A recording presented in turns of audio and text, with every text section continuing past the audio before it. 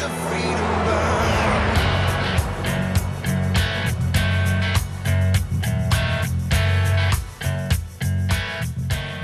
You found your way to the intersection of faith and the culture. It's WallBuilders Live. We appreciate you joining us today. What we mean by the intersection of faith and the culture is that our faith should influence our positions on everything in the culture. In other words, having a biblical worldview, looking into history and learning from history, and studying the Constitution to know how the Constitution affects things, all of that kind of mixes in our brain to come up with what our position should be on every issue, on every discussion, and it also informs our view of the world. So we want to have a biblical, historical, and constitutional perspective on everything we discuss. So here at WallBuilders, we're typically discussing the hot topics of the day, whatever's in the news or whatever's affecting the culture in a big way, and we try to look at those three perspectives each time. We're here with David Barton. He's America's premier historian and our founder at WallBuilders. Tim Barton is a national speaker and pastor and president of WallBuilders. And my name is Rick Green. I'm a former Texas legislator and America's Constitution coach. You can find out more about all three of us at our website, wallbuilderslive.com. We've got a lot of programs available to you there in the archive, so you can go back and look at a lot of different topics from that biblical, historical, and constitutional perspective. You can even get those Good News Friday programs where we just bring a lot of good news to you that has been ignored in the major media, some great things happening out there, even in the midst of the storm. And then you can also enjoy those Foundations of Freedom Thursdays. We've got a lot of those available on the website as well, and that's where we take your questions and we dive into those specific foundational principles that make a nation or society great. And one of the most important things, if you want to have a good society, if you want to have freedom and prosperity and religious liberty and all the things we enjoy in America, if you want a society with those things, you have to have a formula that produces that. And one of the most important parts of a freedom formula is an educated citizenry, people actually knowing their Constitution, knowing that biblical and historical perspective, teaching them how their government works, especially in a nation like America, where we are the government. So if we, the people, are the ultimate authority, then we, the people, have to know our stuff. We got to know our rights. We got to know how the Constitution works. We got to be able to plug into that and do our duty as citizens to, fulfill responsibilities that come with all of the rights. Everybody loves to talk about their rights, and we need to know that, but we also need to know the responsibilities that come with it. Well, part of that, again, is being educated, actually knowing what's happening out there with our country, not only knowing how the system works, but what's happening right now with our leadership. And we tend to have a real vacuum of knowledge about these things. I mean, even just knowing who our elected representatives are, right? Most people don't know who their state rep is or their congressman. Typically, we know who our governor and the president is, and that's it. And so we need to know more about who's leading our nation and our state and our local government. And then we also need to know a little more about, or maybe a lot more, about who is surrounding those leaders. One of the reasons we're in the COVID crackdowns that we are, and the reason government has gotten so out of control, is because you have a lot of these advisors and folks around our governors and our local mayors and our leaders, and they have a lot of impact and a lot of influence, and we don't know who they are, and we don't know what their worldview is that they're coming from. So one of the things we like to do is talk about some of the people at the national and the state level that typically people are not familiar with, and that includes the cabinet level secretaries, the people that are making major decisions for these huge departments of government, and very often making policy or at least enforcing policy that Congress has given them the ability to do. So when we come back from the break, we're gonna talk about some of these positions and the importance of us knowing who these folks are, and kind of give a little bit of a report card, see how they're actually doing. You can learn more about all of these things by becoming one of our Constitution coaches. Go to constitutioncoach.com today. You need to know your rights. And you can learn so much there at constitutioncoach.com, either by taking one of our Constitution classes or by being a Constitution coach yourself. We'll be right back. You're listening to WallBuilders Live.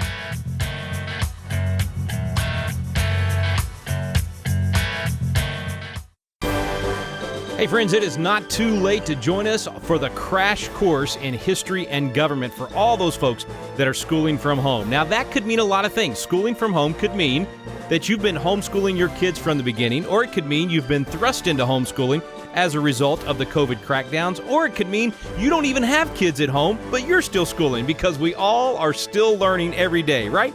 So really, this program is available for anyone, and it's not too late to join us. Even though we started on May 4th, we're doing every Monday, Wednesday, and Friday afternoon throughout May, and you can join at any time, and when you join, you will be able to get the recordings of any of the afternoons that you missed. Remember, this is a live opportunity to learn about history and government, to bring those things to life, and we're going to have special guests every afternoon, people that have been in our Chasing American Legends program, people from, Dr. Alveda King, David Barton, Tim Barton, Brad Stein, all kinds of great folks are going to be joining us. You need to be there as well. Go to patriotacademy.com to sign up today. patriotacademy.com. It's not too late, and you'll get recordings of any live afternoons that you missed. Get the crash course in history and government at patriotacademy.com.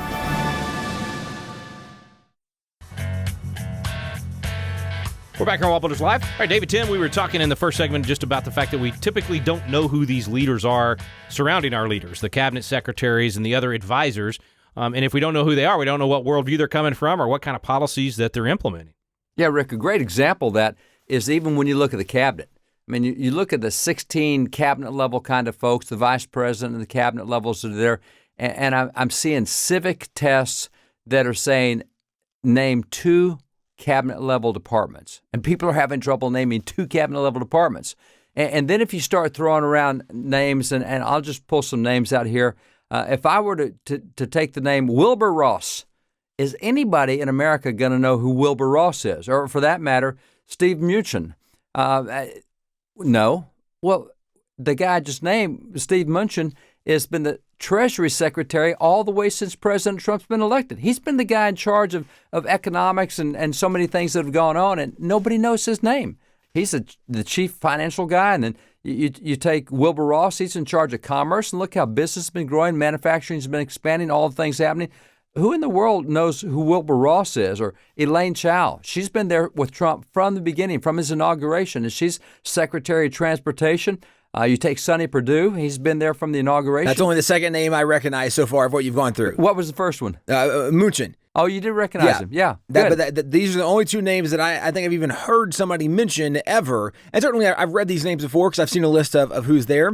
But that's only the second name I've ever heard mentioned during his administration. Well, he's got 6 cabinet members that have not been replaced. I mean, they were original guys from his inauguration. From when he first went into office, these guys have been with him. So we're talking essentially 4 years.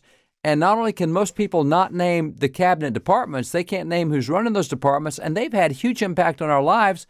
And I could throw out Ben Carson, and a lot of people certainly know Ben Carson. Yeah, that's right. And if I throw out Betsy DeVos, some people would know her. Sure, education. Then here becomes the next question. Okay, what has Betsy DeVos done? Tell me what Betsy DeVos has been responsible for in the last 4 years. Well, in this program, I could give you some answers. That's right. But ask this on the street and see if they even know who Betsy DeVos is or what she's done. And actually, she has done some really good things in the last few years. And I was really wondering about her when she went in because, from a constitutional standpoint, you're not even supposed to have a Department of Education. That's a state issue. That is not a federal issue. And if I go back to the time of Reagan, the Department of Education was not instituted until the predecessor of Reagan, and that was Jimmy Carter. That's the first time we had a federal Department of Education. And so Reagan had promised to abolish it. Hey, let's just get rid of that. We don't need another cabinet-level department. It's not part of the original intent. That's not the purview of the federal government. That's the states. And so he made the mistake of putting Bill Bennett over the Secretary of Education. Now, not that Bill Bennett's a mistake, but he was so good that nobody wanted to get rid of the Department of Education after him because he came out with I'll call it a book. It's a little mini book. It's a report called A Nation at Risk, and he showed just how bad American education was. It led to all sorts of major education reforms. He was such an articulate spokesman on how bad education was and what it needed to become that suddenly it seemed like, well, we can't get rid of Bennett. He's the only voice of sanity of education that we've got, and now we're stuck with the cabinet-level department that really didn't need to be there. So my question about DeVos is, all right, when she comes in, is she going to try to make herself worth her salary in the sense that I got to do a lot of federal stuff to make sure that I'm justified? And one of the things, by the way, even with that, we saw there have been so much growth in federal government in those positions. One of the things under President Obama is there was the statement and really kind of the indication and actions much more beyond the statement. But President Obama said, look, I've got a pen and a phone. I can just make things happen. I can do what I want. And you saw different leaders under him doing some crazy things with Eric Holder. And I mean, you can go down the list of people who were doing crazy things. And so you saw the expansion of government, which is even one of the fears when President Trump was first elected. we weren't sure that he was going to allow himself to be restrained by the Constitution. We thought this was going to grow and be out of control. And so Betsy DeVos, right, very much from this business background and what her family's done. And so there was a lot of reason for concern going, oh my gosh, right, what have we gotten ourselves into? Are they going to look at this and go, how can we make this bigger and better? Well, ultimately, we would argue the way to make it better is to make it smaller, not bigger. And Dad, you're right. We never would have guessed what Betsy DeVos was going to do, or that we would have seen so many positive things from her leadership, which today, as you kind of alluded to earlier, most people have no idea anything she has done.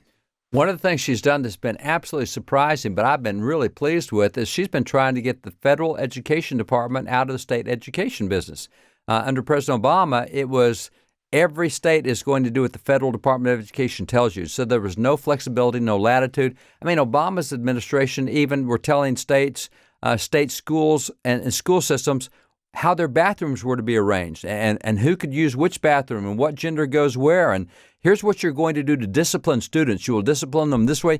And so you were trying to have the one size fit all. And we in D.C. are going to tell you in Oklahoma City and in Omaha, Nebraska and in Yakima, Washington, we're going to tell you all what to do.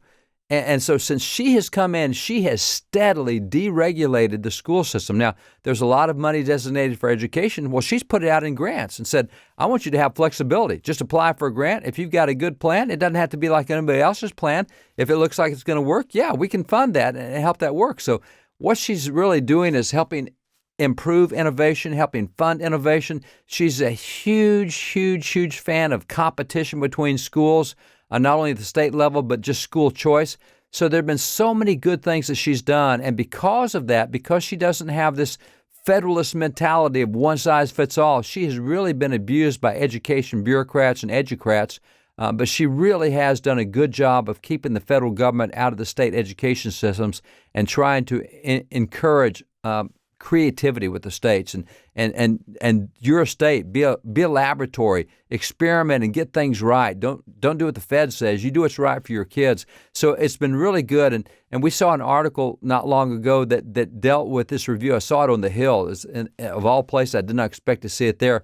And it was really praising DeVos for what she has done. And so we thought this would be a really good article to review. Libby Sobic wrote it, and we thought, let's have Libby on to talk about it, because most people do not know who Betsy DeVos is, much less what she's been able to accomplish. Well, stay with us, friends. We'll be right back. Libby Sobic, our special guest. You're listening to WallBuilders Live.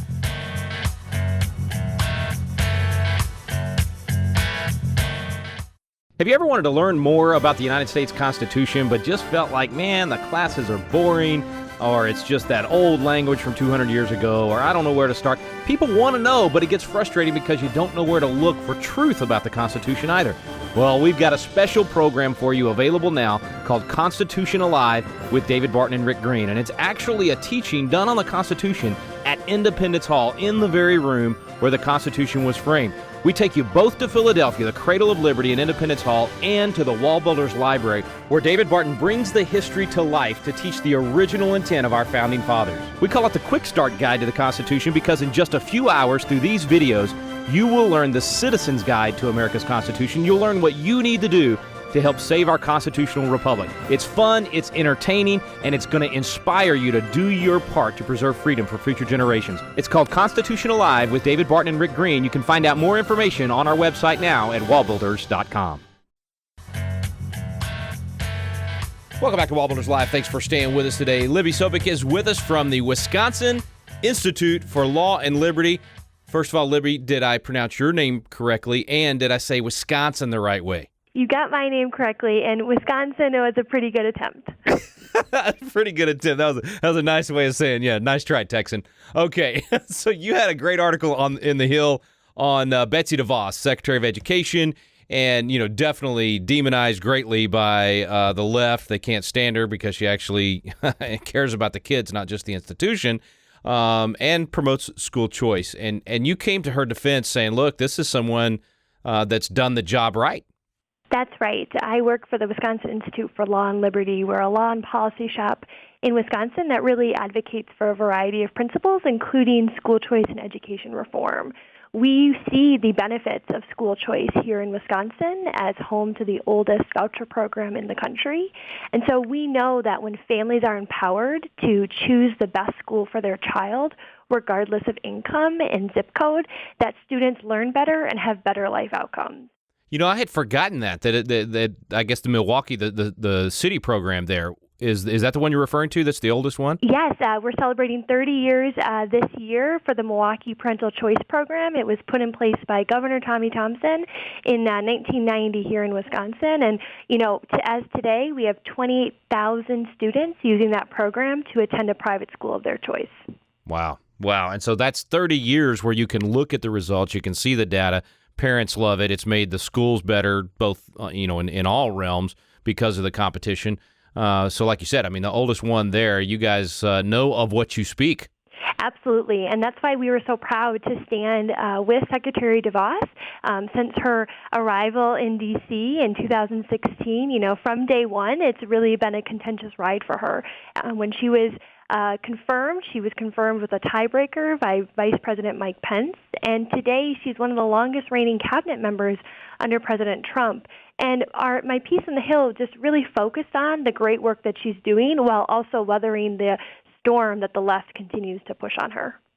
You mentioned in the article, some of the incidents is one of those at Harvard where they, said she had banners calling her a white supremacist. I mean, this is a lady, her family has been, advocates for helping low-income minority students for decades. I mean, they have funded a lot of charities and programs to do exactly that. I mean, they've been good stewards, I would argue, of the wealth that God has given, both her maiden family and the Prince family and the DeVos family. So upon what do these students base these banners when she's trying to give better opportunities to minorities across the country?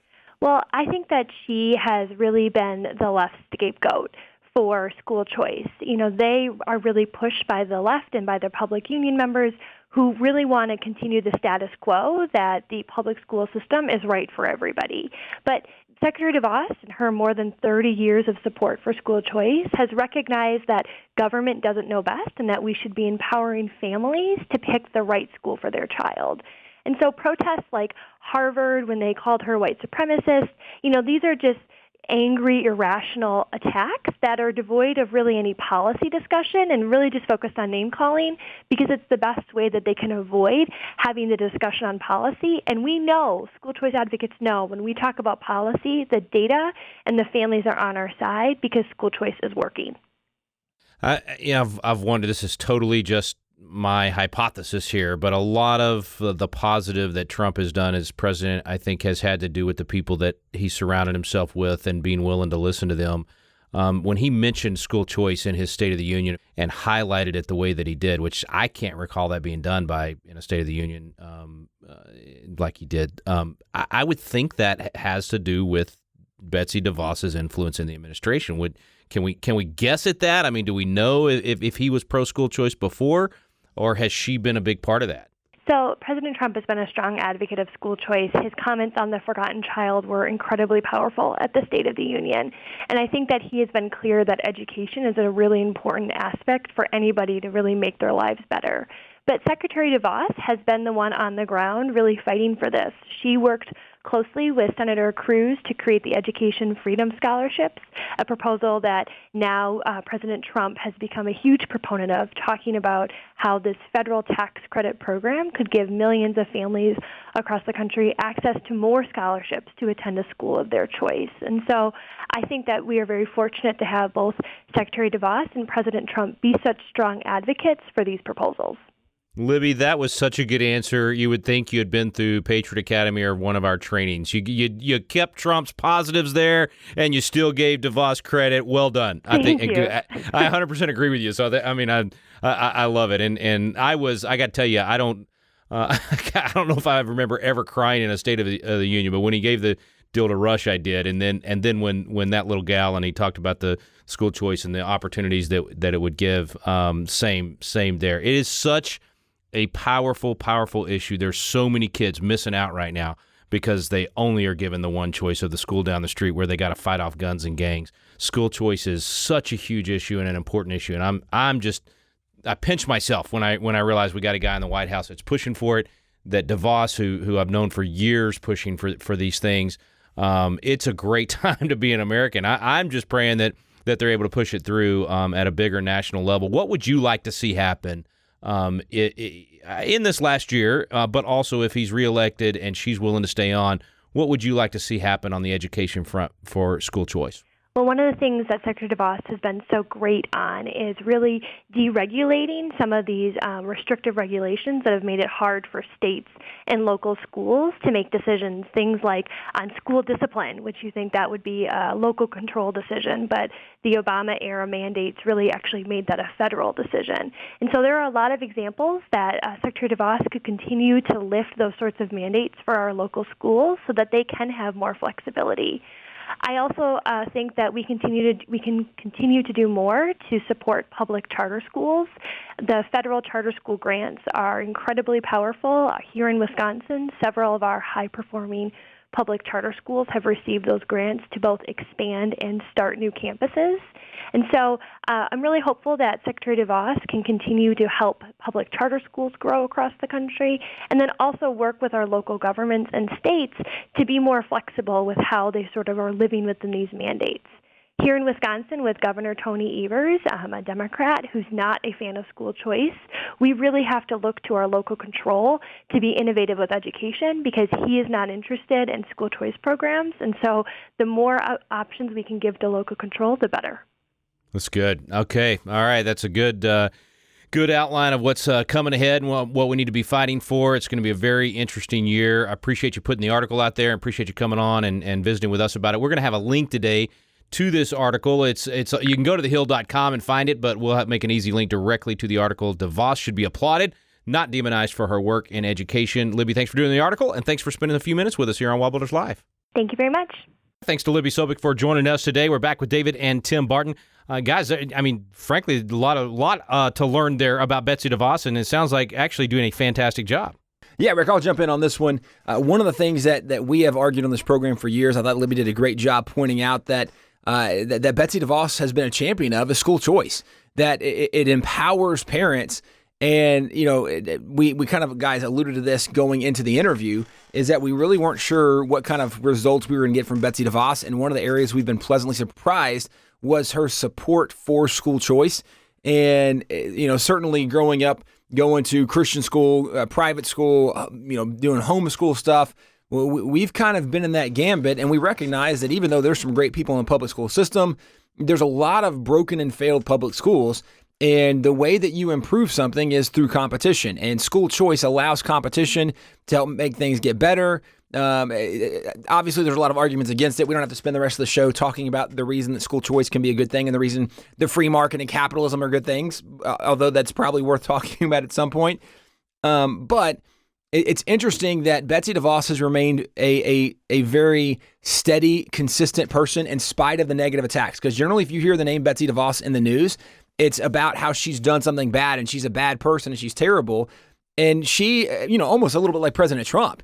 She was in a position in life. She doesn't need to come do something where she's going to take all kinds of heat. This is not a defining moment for her in her life and her career. Yeah, but you know, I thought Libby said something, because you're right, Tim. She's getting attacked and she's doing nothing but good stuff and helping kids. And so she's taking a beating for that. But I thought Libby made a great point. And I guess I've thought of it before, but I thought she said it really well when she said, you know, name calling is a great way to avoid having a substantive discussion. You don't have to prove your beliefs. You don't have to prove your points or have objective measure. We'll just call you names. And that's what they're doing with Betsy, which keeps them from having to have a discussion on why aren't you letting kids have a choice? Why aren't you? And Rick, you even used a phrase that caught my attention. You said, you know, many kids are only given one choice for education. When you said that, I thought, if you only have one choice, is it really a choice? I mean, if you've got no other options. That sounds like a trick from parents. That's right. Like, no, kid, I'm giving you a choice. Eat all your vegetables or get a beating. Like, that's not a choice. What are you talking about? And so the whole idea of what Betsy DeVos has done is just amazing. Well, and right, what Libby pointed out, and what we see in Betsy DeVos is how consistent she's been in spite of these attacks. And she's someone that's remained the course.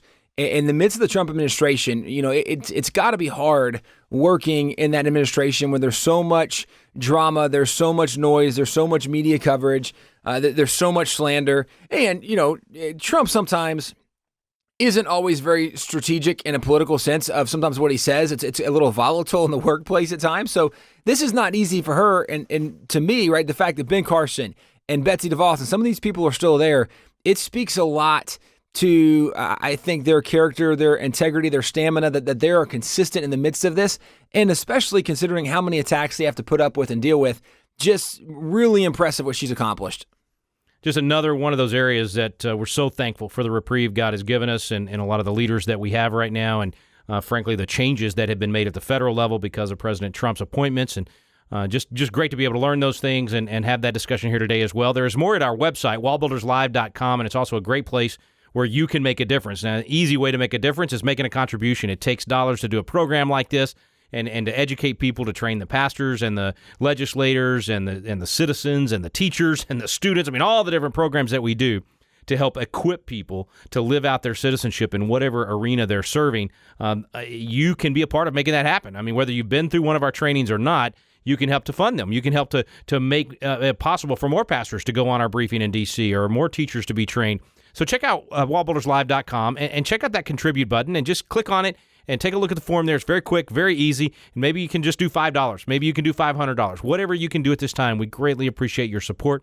It's so important to make sure that folks are financed so that they can fight the culture war, so that they can win back our constitutional republic. We need you. Come alongside us. Lock shields with us. You will be glad you did. It's a great investment in freedom, and it'll help to make sure we restore our Constitution and we make sure this constitutional republic is preserved for future generations. Thanks so much for listening today. You've been listening to WallBuilders Live.